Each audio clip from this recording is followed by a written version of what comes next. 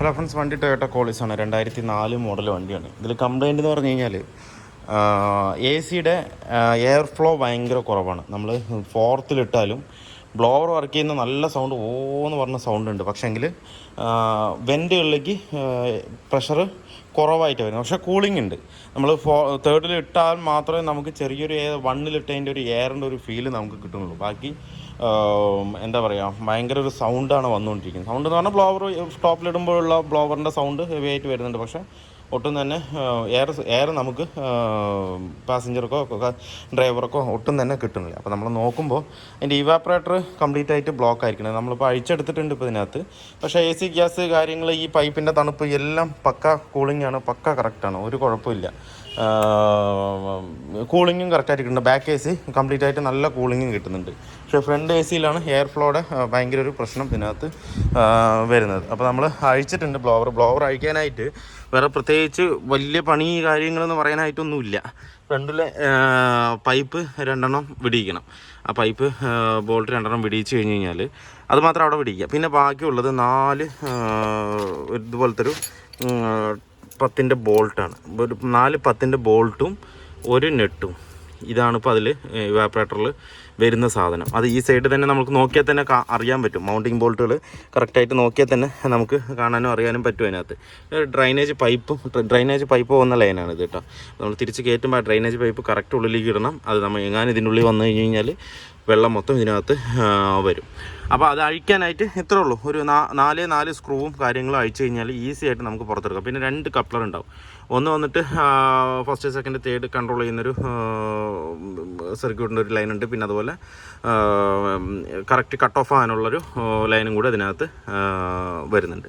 ആ 2 കപ്ലറും വിടിയിച്ച് കഴിഞ്ഞ് കഴിഞ്ഞാൽ പിന്നെ നമുക്ക് ഈസി ആയിട്ട് നമുക്ക് പുറത്തെടുക്കാം. അപ്പോൾ അതിന് 4 ബോൾട്ട് അഴിച്ചാൽ മതി. അഴിച്ചൊന്ന് ഇളക്കിയിട്ട് പയ്യൊന്ന് അലൈൻ ചെയ്ത് കറക്റ്റായി എടുത്തു കഴിഞ്ഞാൽ പുറത്ത് വരും. ഇത് അങ്ങനെ സീറ്റിംഗ് ആകുന്ന സാധനമാണ്. പിന്നെ നമുക്കുള്ളിൽ എന്തെങ്കിലും ഡാമേജോ കാര്യങ്ങളുണ്ടെങ്കിൽ അതൊക്കെ ഒന്ന് റെഡിയാക്കണം. പിന്നെ അതുപോലെ തന്നെ സ്പോഞ്ച് എന്തെങ്കിലും പോയിട്ടുണ്ടെങ്കിൽ അതൊന്ന് ക്ലിയർ ആക്കണം. അത്രയാണ്. നാളെ ഞാൻ ഇവാപ്പറേറ്റർ കാണിച്ചു തരാം. ഇതുണ്ടോ, ഇവാപ്പറേറ്റർ അഴിച്ചിട്ട് ഇതിൽ കണ്ടില്ലേ ഇത്രത്തോളം ഇതിനകത്ത് ബ്ലോക്കാണ്. ആ ബ്ലോക്ക് ആകുമ്പോൾ എയർ ഇവിടെ അടിക്കുമെങ്കിലും അകത്തേക്ക് എയർ ഒട്ടും തന്നെ പോകില്ല. പോകാത്ത കാരണം എന്ന് പറഞ്ഞു കഴിഞ്ഞാൽ ഫുള്ള് ബ്ലോക്കാണ്. ആ ബ്ലോക്കിൽ ഇവിടെ തന്നെ അടിഞ്ഞുകൂടും.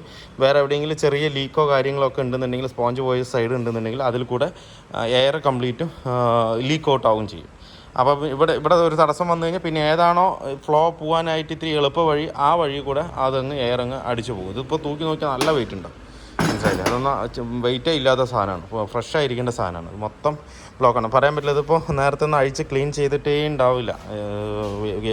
പോളിസിൻ്റെ കൂളിംഗ് പറഞ്ഞാൽ പക്ക കൂളിംഗാണ്. 4 ഡിഗ്രി താഴെയും കൂളിംഗ് വരും. അത്രയും പെർഫെക്റ്റാണ് ഇതിൻ്റെ കൂളിംഗ് എന്ന് പറയുന്നത്. അപ്പോൾ ഇത് നേരത്തെ ചിലപ്പോൾ അഴിക്കാണ്ടായിരിക്കും ഇത് ഇത്രയും ബ്ലോക്ക് ഇല്ല എന്നുണ്ടെങ്കിൽ 10-20 വർഷം ആയല്ലോ. അപ്പോൾ അതിൻ്റെ ഒരു ബ്ലോക്കാണ് ഇതിനകത്ത് കാണുന്നത്. അപ്പോൾ നമുക്കിനിയിപ്പോൾ ഇത് കംപ്ലീറ്റ് ആയിട്ട് അഴിച്ചിട്ട് ഇതിനിപ്പോൾ 4-5 സ്ക്രൂ ഉണ്ട്. ഇവിടെ ചുറ്റും ഒരു സ്ക്രൂ അഴിച്ച് കഴിഞ്ഞ് കഴിഞ്ഞാൽ ഈ ഇവാപ്പറേറ്റർ മാത്രം നമുക്ക് പുറത്തെടുക്കാൻ പറ്റും. തനിയെ എടുക്കാൻ പറ്റും. തനിയെ എടുത്തിട്ട് നമുക്ക് അതിൻ്റെ വാൾവ് മാത്രം, ഇത് മാത്രം നല്ലോണം മാസ്ക് ചെയ്ത് വെള്ളമൊന്നും കയറാത്ത രീതിയിൽ നല്ലോണം മാസ്ക് ചെയ്തതിന് ശേഷം നമുക്ക് വെള്ളം അടിച്ചിട്ട് ക്ലീൻ ചെയ്യാം. നമുക്ക് സാധാ പ്രഷറിൽ സൈഡ് കൂടെ അടിക്കാൻ പറ്റില്ല. ഡയറക്റ്റ് അടിച്ചിട്ട് പ്രഷറിൽ അടിച്ചിട്ട് കംപ്ലീറ്റും വാഷ് ചെയ്തെടുത്ത് കഴിഞ്ഞാൽ ആ ഫിൻസിലുള്ള ചളികൾ കാര്യങ്ങൾ കംപ്ലീറ്റും പോയി കഴിഞ്ഞ് കഴിഞ്ഞാൽ പക്ക ഫ്രഷ് ആവും. പിന്നെ നമുക്ക് എ സി ഇട്ട് കഴിഞ്ഞ് കഴിഞ്ഞാൽ എവിടെയെങ്കിലും ലീക്ക് ഉണ്ടെന്നുണ്ടെങ്കിൽ ആ വഴി പെട്ടെന്ന് പോകാൻ നിൽക്കില്ല. ഇത് സർക്കുലേഷൻ കറക്റ്റ് ആക്കി കഴിഞ്ഞ് കഴിഞ്ഞാൽ ആ കറക്റ്റ് ആ വഴി പോകും. ഇപ്പോൾ നമുക്ക് കണ്ടിട്ടില്ല, ഒരു പൈപ്പിൽ, ഒരു സാധാരണ ഒരു പൈപ്പിൽ സൈഡൊക്കെ ഹോൾ ഇട്ടിട്ടുണ്ടെന്ന് നോക്കി. എന്നാൽ സെൻറ്ററിൽ ഫുള്ള് ഫ്ലോ ഫ്രീ ആണെന്ന് വെച്ച് കഴിഞ്ഞാൽ അതിൽ കൂടെ തന്നെ എയർ പോകുള്ളൂ. അവിടെ അടച്ചു പിടിച്ചാൽ മാത്രം തന്നെ നമുക്ക് ഈ സൈഡിലിട്ട ഹോളിൽ കൂടെ എയർ പോകുള്ളൂ. അതേപോലെ തന്നെയാണിത്. അപ്പോൾ നമുക്ക് ഈ ഭാഗം എയർ പോകുന്ന പാസേജ് കറക്റ്റായിട്ട് ഫ്രീ ആയി കഴിഞ്ഞ് കഴിഞ്ഞാൽ വേറെ എവിടെയെങ്കിലും ലീക്ക് ഉണ്ടെന്നുണ്ടെങ്കിൽ ആ വഴി പോകാൻ നിൽക്കില്ല. കറക്റ്റായിട്ട് തന്നെ എയർ ഫ്ലോ നമുക്ക് വെൻറ്റിൽ കൂടെ തന്നെ വരും. മനസ്സിലായില്ലേ? പിന്നെ നല്ല ബ്ലോക്ക് ഉണ്ട് ഇതിനകത്ത്. ഇത് നമുക്ക് ഇപ്പുറത്തോടെ നോക്കുമ്പോൾ അപ്പുറത്തോടെ കാണണം. ഇപ്പുറത്ത് നോക്കിയാൽ കറക്റ്റ് ആ സൈഡ് കൂടെ കാണണം.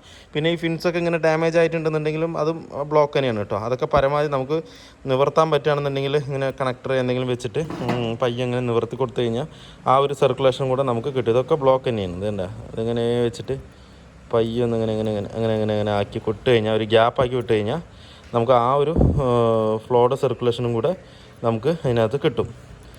പരമാവധി ബ്ലോക്ക് ഒഴിവാക്കുക. പിന്നെ അതുപോലെ നമ്മൾ ക്രോസിൽ ഹൈ പ്രഷർ കൊണ്ട് അടിച്ചു കഴിഞ്ഞാൽ ഫിൻസ് മൊത്തം ഡാമേജ് ആവും. ഒക്കെ പതിഞ്ഞും പറഞ്ഞ പോലെ അങ്ങനെ ഇങ്ങനെ ഇരുന്ന് കഴിഞ്ഞാൽ വീണ്ടും അത് ബ്ലോക്ക് തന്നെയാണ്.